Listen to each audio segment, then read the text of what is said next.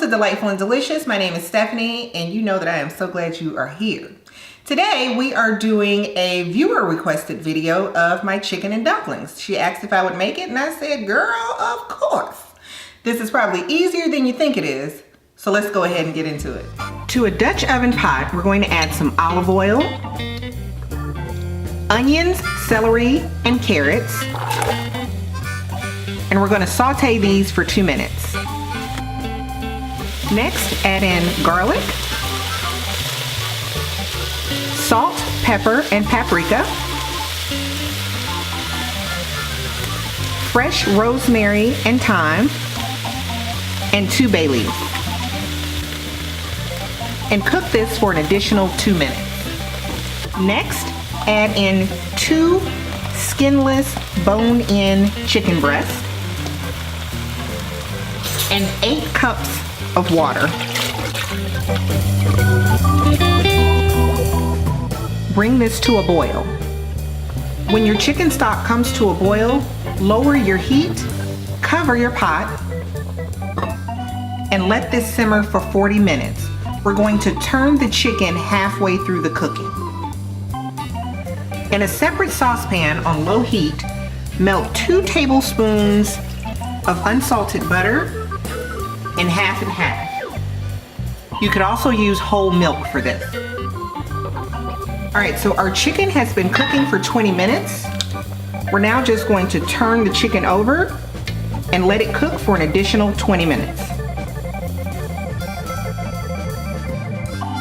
For the dumplings, to a bowl, add flour,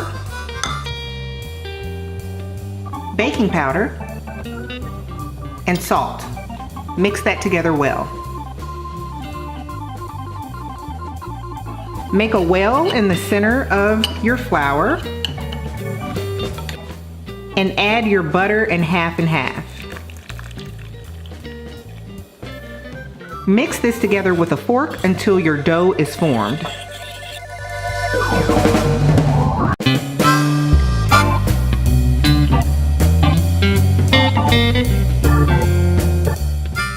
It should start to look like little crumbles, just like this. Depending on where you live and the humidity of your kitchen, you may or may not need to add more liquid. But once you have your dough where you want it, form it into a ball. Now that we have our dough made, we're going to just take some flour, spread that out on a flat surface,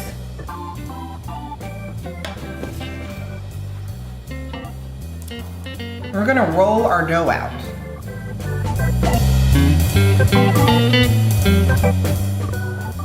You want to roll this out until it's about 1/4 of an inch thick.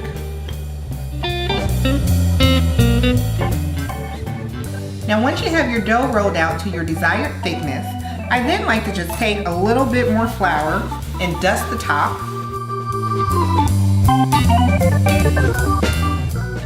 And then I take a pizza cutter, you can also use a knife, and you're just going to cut this into squares.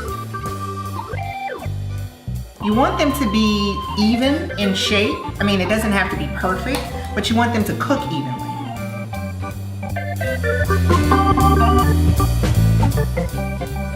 Then you're going to take either a damp paper towel or a moist cotton cloth that you only use for food. I get these from IKEA and they're pure cotton, and I have a whole stack of them, and I only use them for when I'm baking or such.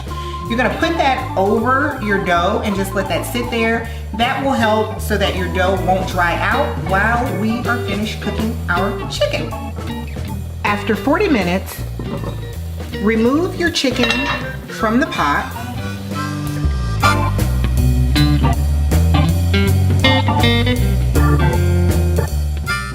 Shred it with 2 forks. It should come off the bone very easily. At this point, if you want your chicken and dumpling stock to be thicker, you can do that by making a slurry. You do this by taking cornstarch, an equal amount of water, and mixing that together.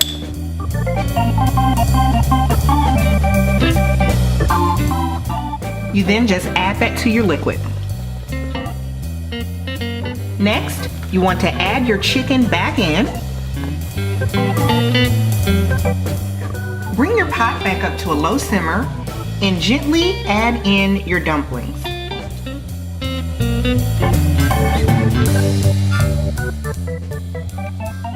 Stir this gently. You don't want to break up your dumplings.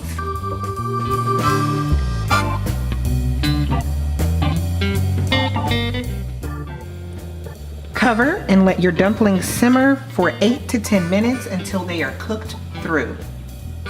All right, guys, we are all done with homemade chicken and dumplings from scratch in under an hour. Now, as you can see, our dumplings have plumped up nicely. This is just how we like ours. I don't like mine like too thick and doughy, so this is perfect. I'm gonna take a taste.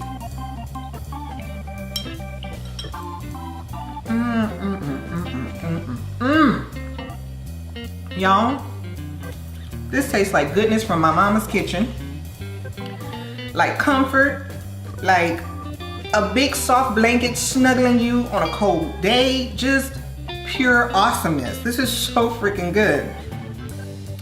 Now, remember, this was a request from one of our subscribers. So if you guys want me to make something, please leave me a comment down below. I'd love to see if I can help you out with that.